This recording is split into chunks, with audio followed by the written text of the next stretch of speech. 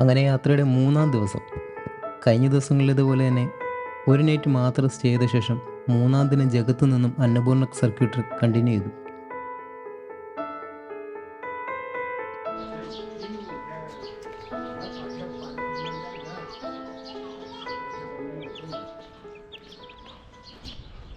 Starting my day 3.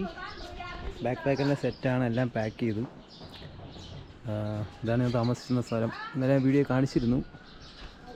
Surrounding ഇത്തിരി ഇരുട്ടായതുകൊണ്ട് അങ്ങനെ കാണാൻ പറ്റില്ല, പക്ഷേ രാവിലെ കൊള്ളാം. അത് 4 സൈഡിലും മലനിരകളായി മൂടപ്പെട്ട ഒരു പ്രദേശമാണ്. സ്നോ മൗണ്ടൻസ് ഒന്നും ഇവിടുന്ന് വിസിബിൾ അല്ല. ഇതാണ് പ്രോപ്പർട്ടി. അത്യാവശ്യം നല്ലൊരു പ്രോപ്പർട്ടിയാണ്. ഉറക്കമൊക്കെ നന്നായിരുന്നു. എന്നാൽ സമാധാനത്തിൽ ഉറങ്ങാൻ പറ്റി. എനിക്ക് കാലിന് കുറച്ച് ടെൻഷനുണ്ട് ഇത്ര നടന്നതിൻ്റെ. അപ്പോൾ ഇന്നിപ്പോൾ ഞാൻ ബൂട്ട് ബാഗിനകത്ത് ടൈ ചെയ്തിരിക്കുകയാണ്, എന്നിട്ട് സ്ലിപ്പർ ഇട്ടിരിക്കുകയാണ്. ഇന്നലെ നല്ല രീതിയിൽ ചൂടെടുക്കുന്നുണ്ടായത് കാലിനകത്ത്, വിയർക്കാനും തുടങ്ങിയത്. അപ്പോൾ ഇപ്പോഴേ കാല് വിയർത്ത് ബ്ലിസ്റ്റേഴ്സ് എന്തെങ്കിലും വന്ന് തുടങ്ങിക്കഴിഞ്ഞാൽ അത് പ്രശ്നമാണ്. അതുകൊണ്ട് റിസ്ക് എടുത്തില്ല. ഞാൻ താമസിച്ച ഗസ്റ്റ് ഹൗസിൽ നിന്ന് ഇറങ്ങി നടന്നുകൊണ്ടിരിക്കുകയാണ്. ഇന്നും സെയിം ഒരു ഏകദേശം 20 കിലോമീറ്ററോളം ആയിരിക്കും എൻ്റെ ടാർഗറ്റ്. എനിവേ തുടങ്ങിയിട്ടേ ഉള്ളൂ. എന്തായാലും നോക്കാം, മുന്നോട്ട് പോകുന്നത് അവസ്ഥയും കാര്യങ്ങളൊക്കെ നോക്കിയിട്ട് ബാക്കി വേണ്ട രീതിയിൽ ചെയ്യാം.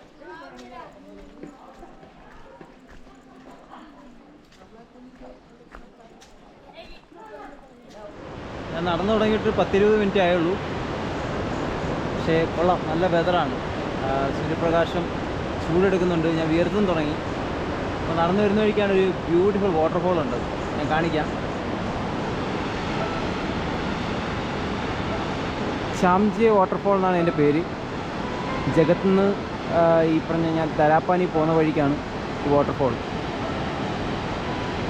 So beautiful.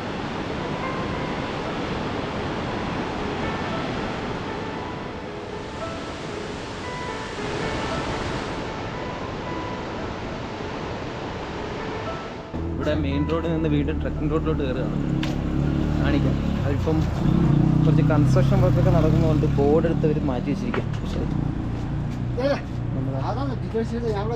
മാർക്കിംഗ് ഇവിടെയുണ്ട്, ഇതുവഴിയാണ് പോകേണ്ടത്.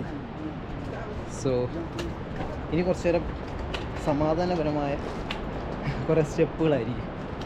സമാധാനപരമായ സ്റ്റെപ്പുകൾ എന്താ തുടങ്ങിയിട്ടുണ്ട്. ഇത് ഇറങ്ങി ഇനി അടുത്ത റൗണ്ട് മേളിലോട്ട് കയറേണ്ടി വരും. Anyway let's see.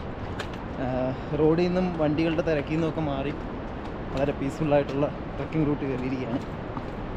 ആൻഡ് നമ്മളെ റിവറിൻ്റെ സൈഡിലോട്ടാണ് പോകുന്നത്. ഇറങ്ങി എന്തായാലും നോക്കാം, നല്ല വ്യൂ ഒക്കെ ഉണ്ടാവുമെന്ന് പ്രതീക്ഷിക്കുന്നു.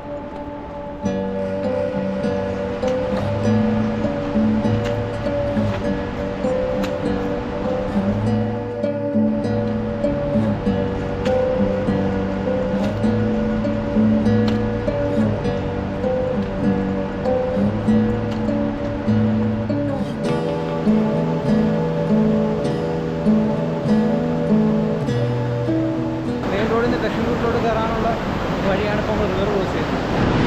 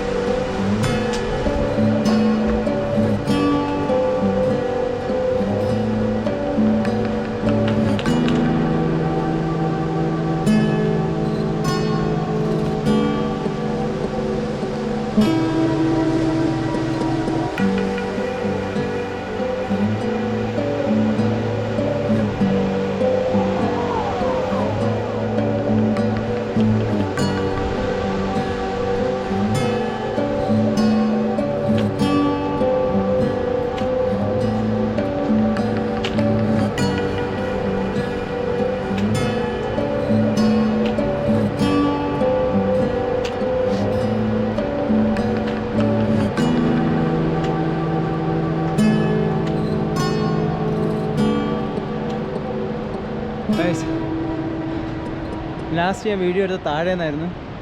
ഇപ്പോൾ ഞാൻ നേരെ കയറി ഇവിടം വരെ എത്തി. ഓ, ദാറ്റ്സ് ഹ്യൂജ് മാൻ. നല്ല സുഖമുണ്ട് സത്യം പറഞ്ഞാൽ. നല്ല കിതയ്ക്കുന്നുണ്ട്, പക്ഷേ ഫ്രഷ് എയറും ആ ഒരു എന്താ പറയുന്ന ഫ്രഷ് ആയിട്ടുള്ള വെതറും സോ ഗുഡ്.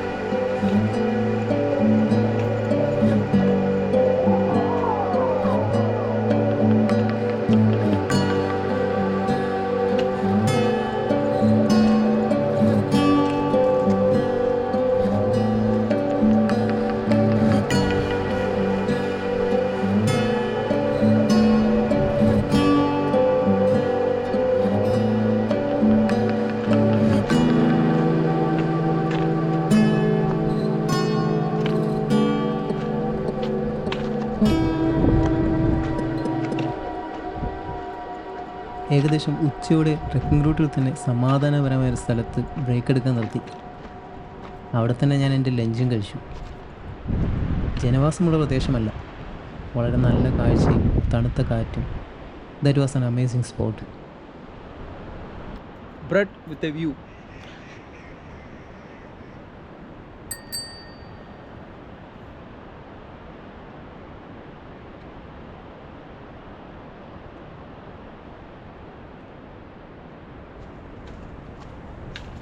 അരമണിക്കൂറോളം ആഹാരം കഴിക്കാനും വിശ്രമത്തിനും ചിലവിട്ട ശേഷം വീണ്ടും ട്രക്ക് കണ്ടിന്യൂ ചെയ്തു.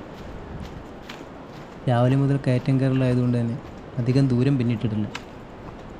ഇരുട്ട് വീഴുന്നതിന് മുൻപ് ധരാപ്പാനി എത്തണം.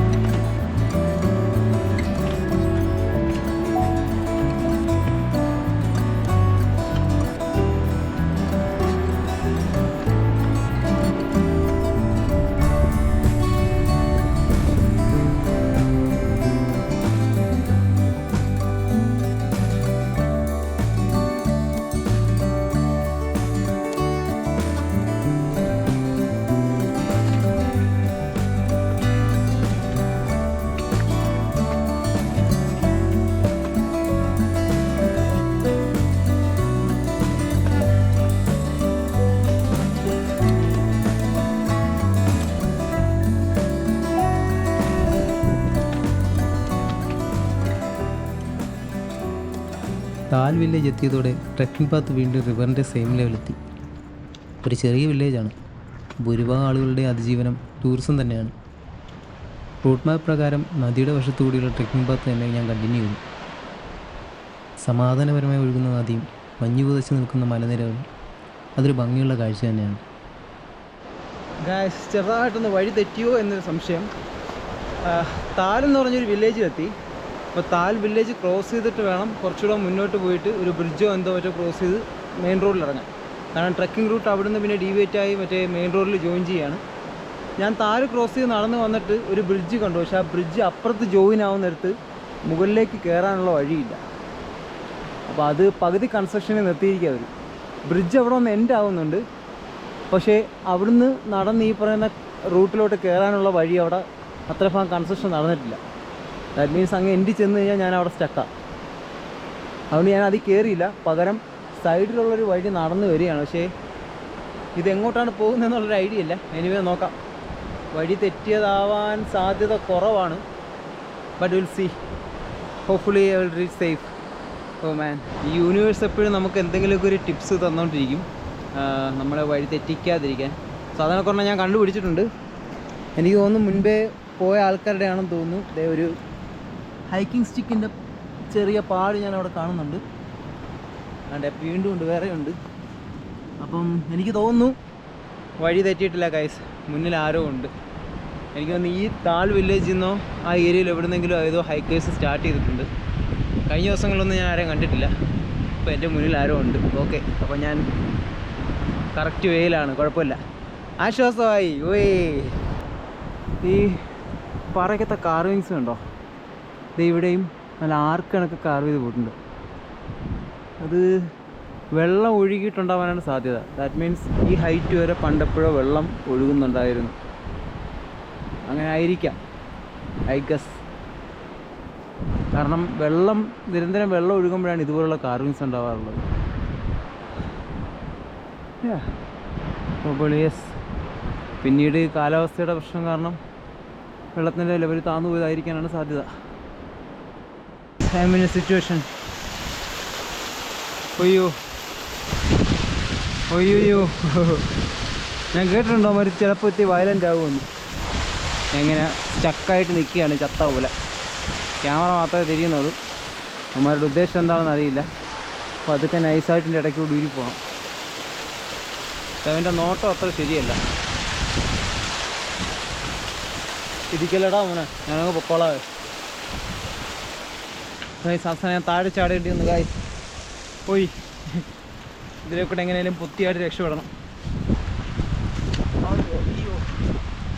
അമ്മേ, അയ്യോ, കറുപ്പും വെള്ളയും ചുമപ്പും എല്ലാം ഉണ്ടല്ലോ. ഇവിടെ എങ്ങനെ രക്ഷപ്പെട്ടേ പറ്റും. ബോയ്സ്, കുറച്ച് സ്ഥലം തരൂ ബോയ്സ്, ഞാനങ്ങ് പോട്ടെ. ക്യാമറ ഓഫ് ചെയ്യുന്നതായിരിക്കും വൃത്തി. അല്ലെങ്കിൽ ക്യാമറ നോക്കിക്കൊണ്ടിരിക്കുന്ന സമയത്ത് ഇവന്മാർ വയലൻ്റ് ആവും.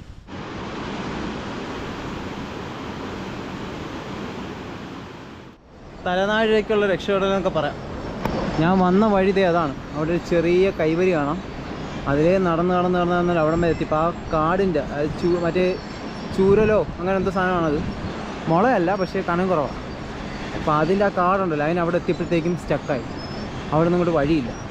കൺസ്ട്രക്ഷൻ നടക്കുന്നതുകൊണ്ട് ഇവർ അവിടെ നിന്നുള്ള മണ്ണും അവിടെ നിന്ന കാടെല്ലാം കൂടെ വെട്ടി താഴോട്ടിട്ടു. അപ്പോൾ എനിക്ക് അവിടെ ഇങ്ങോട്ട് ഇറങ്ങാൻ വഴിയില്ല. ഒരുവിധ കാടിൻ്റെ ഇടയ്ക്കൂടെ തപ്പിപ്പിടിച്ച് താഴെ ഇറങ്ങി.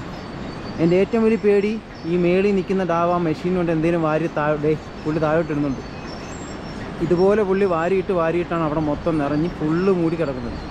ഞാൻ അതിന് മേളിൽ കുറേ കിടന്ന് വിസിലടിച്ചു, കുറേ കിടന്ന് വിളിച്ചു, ആരും കേട്ടില്ല. ഹൈക്കിംഗ് സ്റ്റിക്ക് എടുത്ത് കാണിച്ചു, കണ്ടില്ല. ഫൈനലി എങ്ങനെയോ ഞാൻ ആ ചൂരലിൻ്റെയൊക്കെ മേളിൽ കൂടെ ചവിട്ടി എങ്ങനെയോ വലിഞ്ഞു പിടിച്ച് കയറി. കുരങ്ങും വലിഞ്ഞു പിടിച്ച് കയറുന്ന കണക്ക് വലിഞ്ഞു പിടിച്ച് കയറി. ഇപ്പുറത്ത് വന്ന് ഞാൻ അങ്ങേരെ നോക്കിയപ്പോൾ അങ്ങേരെ ഷോക്കായിട്ട് തന്നെ നോക്കിക്കൊണ്ടിരിക്കുന്നു. എന്താ ഞാൻ ഇറങ്ങുന്ന അത്രയും ആ സമയത്ത് അയാളൊന്നും വാരി താഴോട്ട് ഇടുന്നില്ലായിരുന്നു. അതുകൊണ്ട് രക്ഷപ്പെട്ടു. അയാൾ ഇപ്പോഴത്തെ മേളിൽ നിന്ന് ഉള്ള സാധനങ്ങളെല്ലാം മാന്തി താഴോട്ട് ഇട്ടുകൊണ്ടിരിക്കുക. ഭയങ്കര ഭാഗ്യമുണ്ട് കാര്യം. ഭയങ്കര ഭാഗ്യം എന്ന് പറഞ്ഞാൽ ഭയങ്കര ഭാഗ്യമാണ്. Just miss. അയാൾ അതിൻ്റെ ഇടയ്ക്കൂടെ കാണാൻ എന്തെങ്കിലും വാരി ഇട്ടിരുന്നെങ്കിൽ പിന്നെ എനിക്കവിടെ ഒരു എന്തു പറയുന്ന കബറ് പണിഞ്ഞാൽ മതി. പിന്നെ കിട്ടത്തില്ല. ആ രീതിയിലായിപ്പോനായിരുന്നു. എന്തായാലും ഓക്കെ. ഞാനങ്ങനെ നടന്ന് അവിടുന്ന് പിന്നെ തിരിച്ച് ആ പാത്ത് കയറി അവർ ഈ കൺസ്ട്രക്ഷൻ നടക്കുന്ന പാത്ത് വഴി നടന്ന് ക്രോസ് ഇറങ്ങി കറങ്ങി ഇപ്പുറം വന്നു. ഇനി തിരിച്ച് നേരെ ഇവിടെ മെയിൻ റോഡിൽ കയറണം. മെയിൻ റോഡിൽ കയറിയിട്ടാണ് കണ്ടിന്യൂ ചെയ്യേണ്ടത്. ഇവിടെ ഭായിമാരൊക്കെ ഉണ്ട്. എന്തായാലും വന്നൊരു എക്സ്പീരിയൻസ് ആണ്. ഞാനവിടെ നിൽക്കുകയാണെങ്കിൽ ഇന്ന് രാത്രി ഞാനവിടെ സ്റ്റക്കാവും. എന്നെ വിളിച്ച് കഴിഞ്ഞാൽ ആരും കേൾക്കത്തില്ല, അറിയത്തില്ല ഞാനവിടെ ഉണ്ടെന്ന്. കൈ കാണിച്ചാലും ചിലപ്പോൾ എനിക്കിലൂടെ കഴിയുമ്പോൾ ഇരുട്ടായി തുടങ്ങി. അതുകൊണ്ട് ചിലപ്പോൾ കണ്ടെന്ന് എടുത്തില്ല. എന്തോ വൻ ഭാഗ്യം. അങ്ങനെ അന്നേ ദിവസം വൈകുന്നേരത്തോടെ ഞാൻ ദരാപ്പാനി എത്തി. 1885 മീറ്റർ ഉയർത്തി സ്ഥിതി ചെയ്യുന്ന വില്ലേജാണ് ദരാപ്പാനി. മെയിൻ റോഡ് കടന്നു പോകുന്ന ഭാഗമായതുകൊണ്ട് അക്കോമഡേഷൻ കണ്ടുപിടിക്കാൻ വലിയ ബുദ്ധിമുട്ടുണ്ടായിരുന്നു. ഫൈനലി ഒരു പ്ലേസ് കിട്ടി. Tibetan guest house and restaurant. ഇതാണ് റൂം. എല്ലായിടത്തും 2 ബെഡുള്ള റൂമാണ് കേട്ടോ കോമൺ. പുറത്ത് വലിയ വ്യൂ കാര്യങ്ങളൊന്നുമില്ല, പക്ഷേ റൂം കൊള്ളാം, സ്പേസ് കൊള്ളാം, അത്യാവശ്യം നൈസാണ്. ഇത്തിരി അത്യാവശ്യം കളർഫുള്ളായിട്ടുള്ളൊരു ഗസ്റ്റ് ഹൗസ് പ്ലേസാണ്. അപ്പം ഇന്നലത്തെ പോലെ തന്നെ ഒരു നൈറ്റ് പറഞ്ഞു, ഡിന്നർ പറഞ്ഞിട്ടുണ്ട്, ബ്രേക്ക്ഫാസ്റ്റും പറഞ്ഞിട്ടുണ്ട്. അപ്പോൾ ഇവിടെ നിന്നാണ് ഡിന്നറും നാളത്തെ ബ്രേക്ക്ഫാസ്റ്റും. Will see. ഉയരം കൂടുതലായതുകൊണ്ട് തന്നെ വൈകുന്നേരത്തോടെ നല്ല തണുപ്പ് തുടങ്ങി. ഫയർ പ്ലേസ് ഉണ്ടായിരുന്നതുകൊണ്ട് ഗസ്റ്റ് ഹൗസിലെ ദീദിയോടും ഹസ്ബൻഡിനോടും കുറച്ച് കൊച്ചു വർത്തമാനങ്ങളൊക്കെ പറഞ്ഞ് അവരോടൊപ്പം അവരുടെ കിച്ചണിൽ കൂടി. അങ്ങനെ കാര്യം പറഞ്ഞിരിക്കുന്നതിനിടയിൽ ദീദി നല്ല അടിപൊളി ദാൽബട്ടും ഉണ്ടാക്കി തന്നു. Thank you Didi, it looks really good.